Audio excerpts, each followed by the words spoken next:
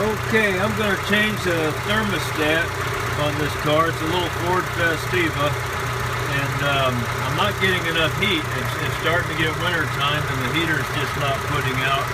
And I've got an infrared thermometer, and I'm going to test the temperature on the heater hoses. I'm trying to do this while I'm holding the cell phone.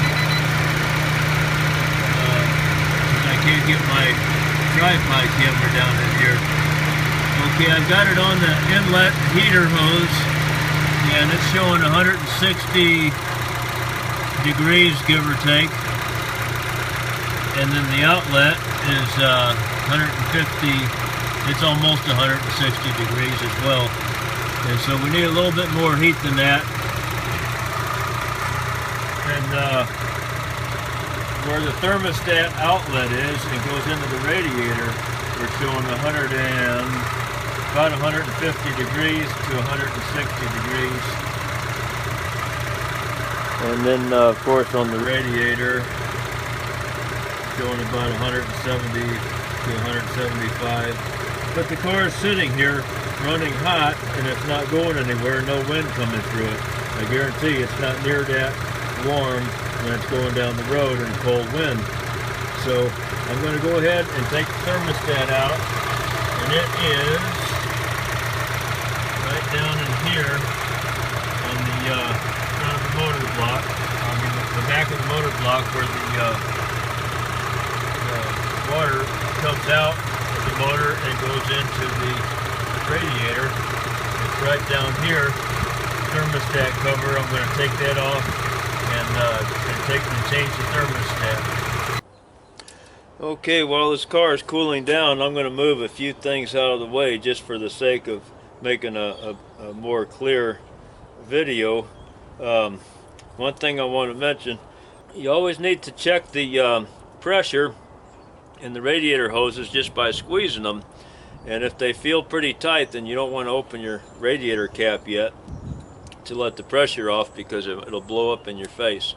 You wait till that pressure goes down. That's pretty tight to squeeze right now.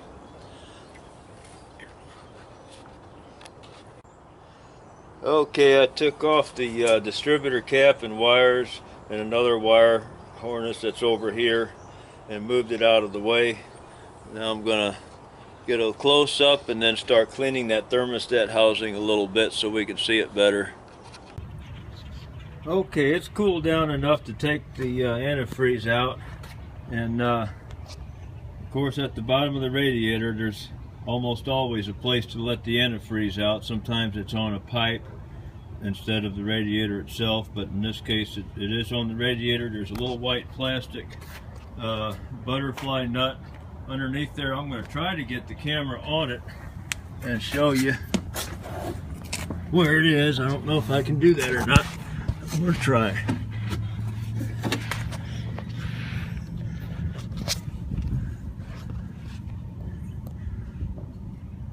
Okay, there's my butterfly nut, and that is how I let the antifreeze out, directly on the bottom of the radiator. And I got this green drain pan over here. I can't tape all of this, I'm just going to have to do it by feel. You can see I got the thermostat housing cleaned up a little bit. So while the radiator's draining, I'm going to start taking that off. I'll get a little bit closer, and I got a end wrench on the bottom because I wasn't able to get a socket on it. It was too tight, so I'm going to do the bottom one with a wrench.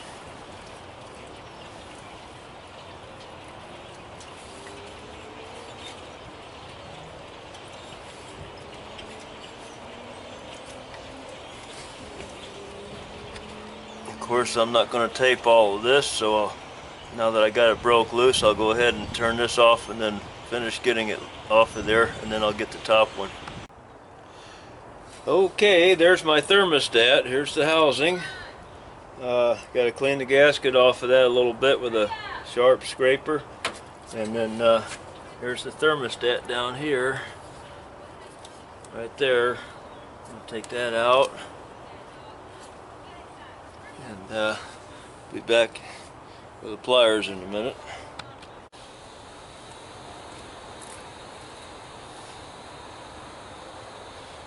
There it is. I'm going to bring that in and check that in the water and see how it does as well.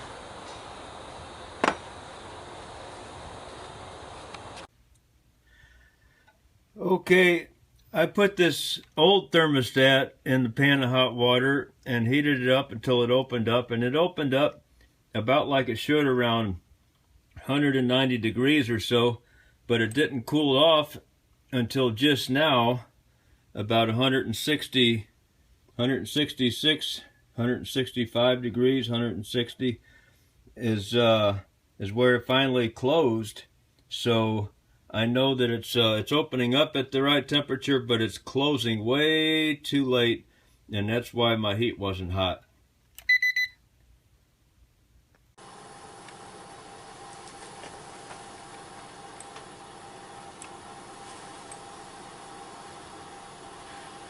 Okay, well, right now we're showing 183, 184 degrees. And I can see the button starting to come out. When it comes out a little more, I'm going to get a close-up on that.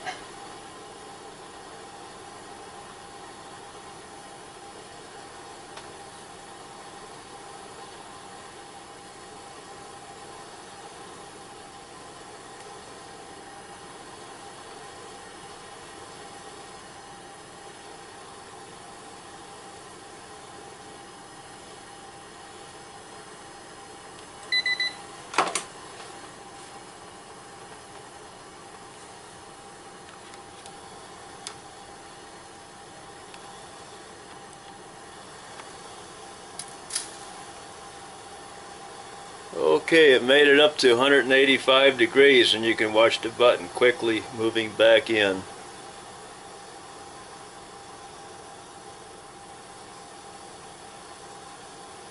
Dip it back in the hot water again.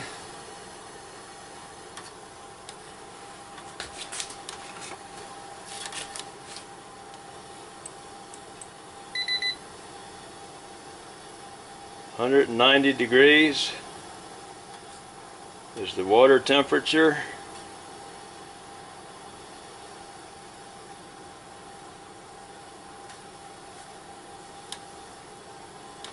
And the button's out all the way. As it quickly cools down, temperature goes down, the button goes back in and closes the valve.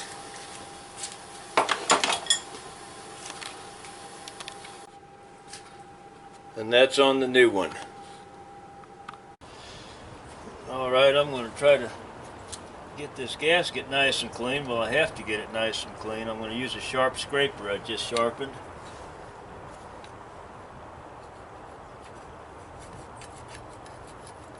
I don't like using a dull scraper because it won't cut through the paper. And then you fight with it too much, you wind up damaging the surface that the scraper, or that the gasket's supposed to go on.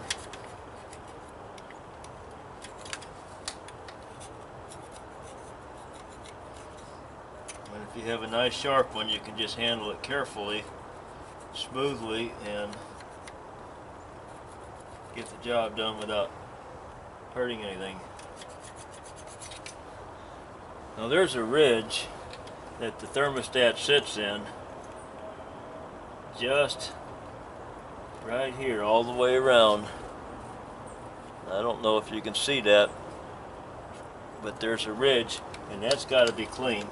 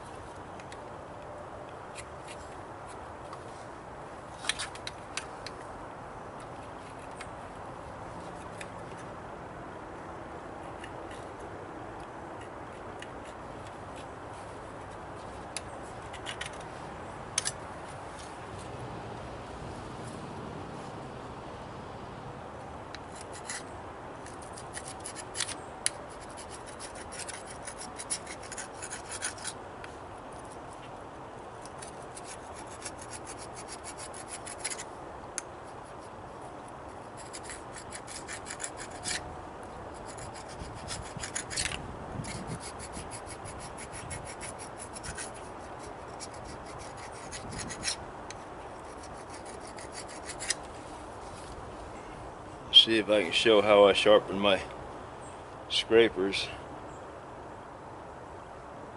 I just hold that edge flat on the side of the grinding wheel and sharpen one side of it.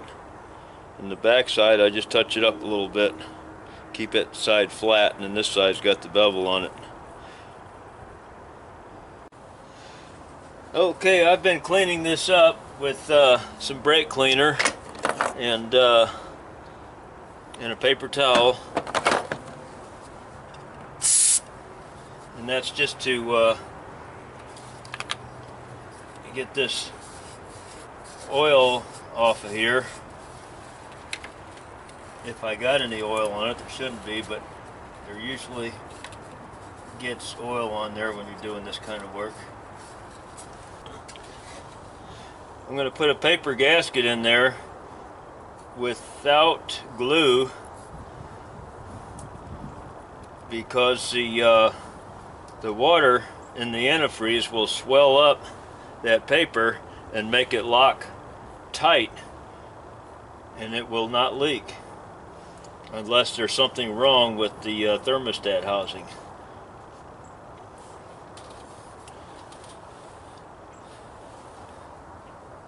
Now sometimes we use just a little bit of glue or a little bit of heavy grease on that edge down in here to hold the thermostat on when you have one that mounts on there sideways like this. And you got to put the thermostat inside that shoulder that goes all the way around there. It's got to stay in there. Put the gasket over it and then put the cover on top of it. Usually you put your screws through the cover and through the gasket, and then you position it down there carefully, because you got to make sure your thermostat doesn't slide down. If this was the block and the thermostat fits in that cover there, and then when you're trying to put it on there, it slid down because of gravity, it fell down, then you're going to clamp the bottom of it between the block and the cover, and of course it won't seal. Water's going to run out all over the place. So it's a good idea to kind of glue this in with a little grease right inside that groove that's in here, just to glue this thing in place. And this part that looks like a little handle on top is the part that goes on the outside, and the part that goes in the block is this part with that button. That's like a thermostat that well, it is a thermostat, but that's the part that's heat sensitive, that that makes this spring collapse, and or the spring will push it back open and open up this valve in here so that the water can flow through.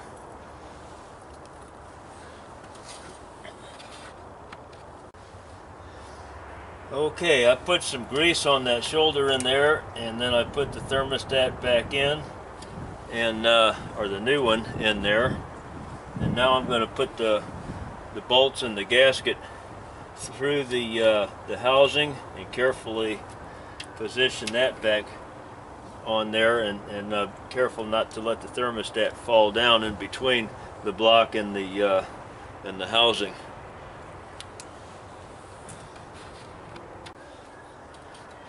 Okay, this gasket has glue on it.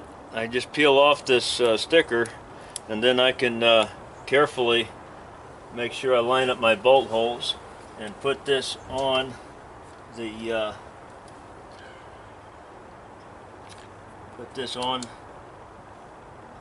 over my thermostat there. Yeah, that'll stay on there and hold that thermostat in place while I put my housing back on.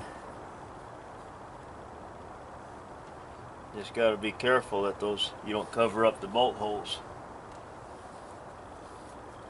especially the bottom one. That's the hardest one to get to.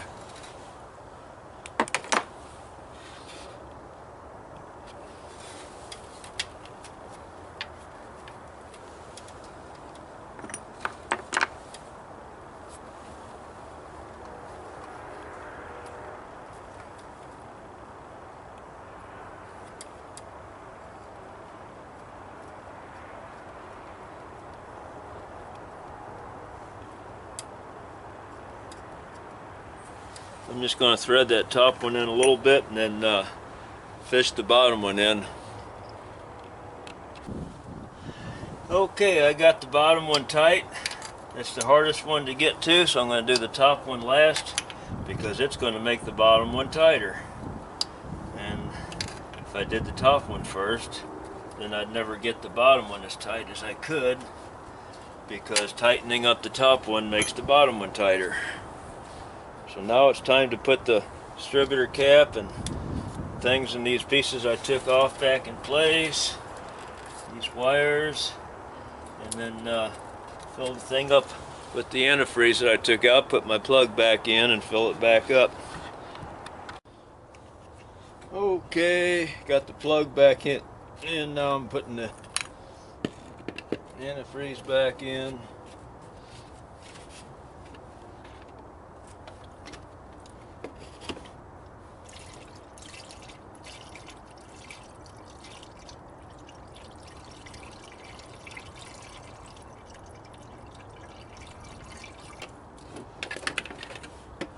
It's not all going to go in at once.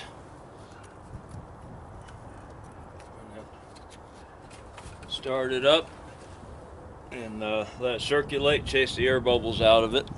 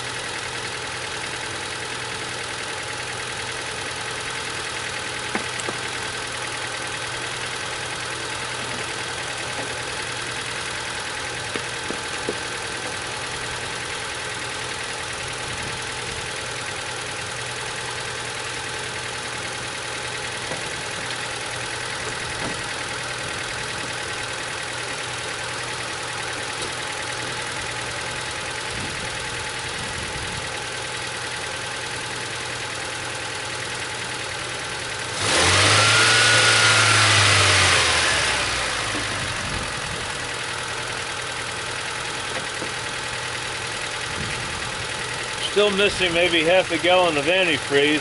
That doesn't want to go in there yet. It's going to have to warm up and circulate. There's air pockets caught in the motor, and the thermostat has to open up to allow the circulation so it can bleed those air pockets out, bring them up here to the radiator where they'll come out, and then I can fill it up the rest of the way. So it takes a few minutes. It's got to get up closer to warm running temperature.